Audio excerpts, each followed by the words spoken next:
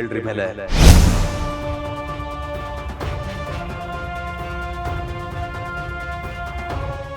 ನಾನಾ? ನೀವೇ ಎದ್ದೇಳಿ. But why? ಯಾಕಂದ್ರೆ ಇದು ನಂಗೆ ಗೊತ್ತು, ಇದು ನಿಮ್ಮ ಅತ್ತಿಗೆ ಸೀಟು.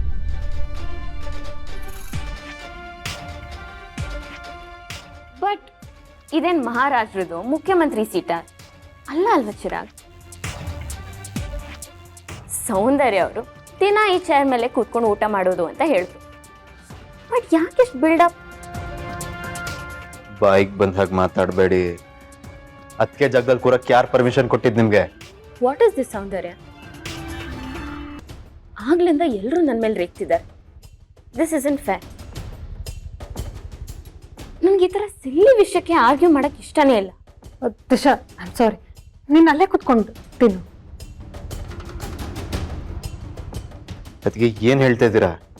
ಚಿರು ಪೀಕುಲ್, ನಾನು ಕೂತ್ಕೊಳ್ಳೋ ಚೇರ್ ಅಂತ ಅವಳಿಗೆ ಗೊತ್ತಿರಲಿಲ್ಲ. ಇನ್ನೊಂದ್ಸಲ ಹಾಗೆ ಮಾಡಬೇಡ ಅಂತ ಹೇಳಿದ್ದೀನಿ.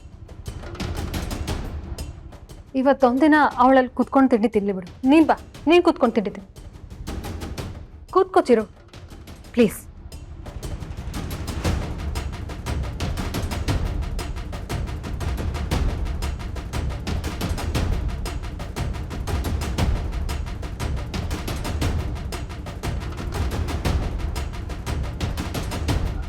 ದಿಶಾ, ಹೇಳಿ ಚಿಕ್ಕಮಾವ.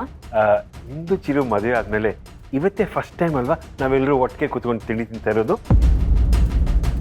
ಟ್ರೂ, ಬಟ್ ದಿನ ಹಿಂಗೆ ಒಟ್ಟಿಗೆ ಕೂತ್ಕೊಂಡು ಊಟ ತಿಂಡಿ ಮಾಡಬೇಕು ಅನ್ನೋದೇ ನನ್ನ ಆಸೆ. ವೈ ನಾಟ್ ಅಲ್ವಾ ಚಿರು?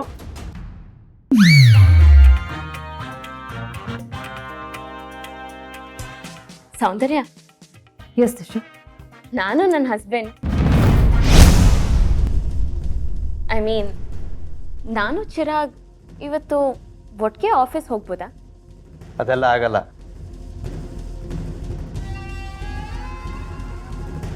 ಚಿರು, ನಾನು ಮಾತಾಡ್ತೀನಿ, ಒಂದು ನಿಮಿಷ ಸುಮ್ಮನೆ.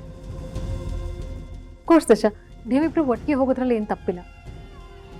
ಆಫೀಸಲ್ಲಿ ಎಲ್ಲರೂ ನಮ್ಮನ್ನು ಕಪಲ್ ಆಗಿ ವೆಲ್ಕಮ್ ಮಾಡಲಿಲ್ಲ ಅಂದ್ರೂ ಪರವಾಗಿಲ್ಲ, ಆದರೆ ಕಪಲ್ ಅಂತ ಅಕ್ನಾಲೇಜ್ ಮಾಡಬೇಕಲ್ಲ.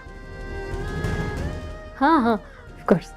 ನಾನು ಆಫೀಸ್ಗೆ ಹೋಗೋದು ಮದುವೆ ಆಗಿದ್ದೀನಿ ಅಂತ ತೋರಿಸ್ಕೊಳಕ್ಕಲ್ಲ, ಕೆಲಸ ಮಾಡೋಕ್ಕೆ.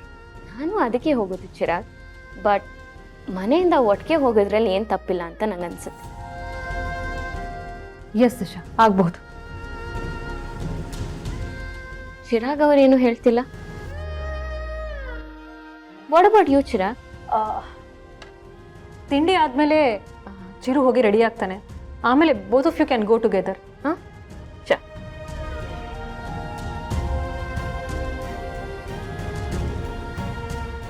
ತಿಂಡಿ ಮಾಡಿ.